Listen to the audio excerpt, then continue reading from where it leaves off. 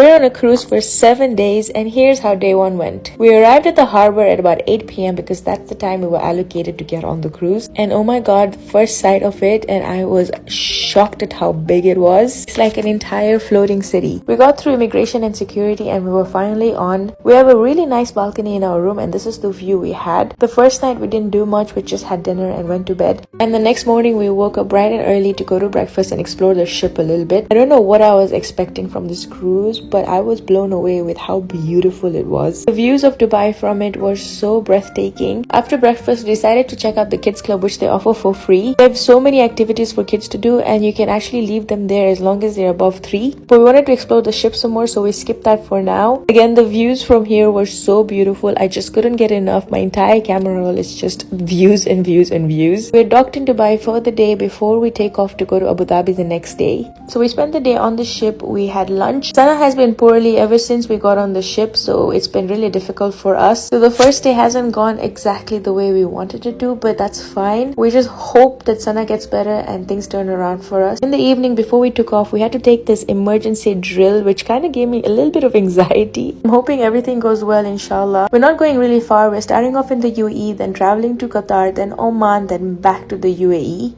We felt like the cruise would be best for our little family, as we can travel to all these countries and not have to worry about excursions and hotels, and the kids can have a blast on the ship because there's so much for them to do and see. So I highly recommend it if you're a family with little kids. And then we were off. We had to say goodbye to Dubai for the next few days because we were embarking on our little adventure, and we couldn't be more excited. At this point, all of us were so exhausted, so we decided to head back to the cabin. We came across this huge party happening, and the girls were feeling FOMO. So we decided to take them down a little bit, and they danced their hearts away. And this guy was on another level. He carried the whole crew through. It was so much fun, but then the kids had to go to bed and I was starving. My husband stayed back with them while I went in search for food. So many restaurants on the ship, but not many open after 10. Luckily, I found that this one was still open and they had a table for me, so I had my late dinner. This was the first course. It was an octopus dish and it wasn't that great. I felt like it needed a little more flavor. The next one was a really delicious soup. I can't even tell you what the name was. It was something super fancy. Flavor was really good, and the balls were made of pistachio, which was really surprising. Main dish was this veal that I had, which was alright. It wasn't my favorite thing, but I was hungry, so I just wolfed it down. But I think the best thing I had was the dessert.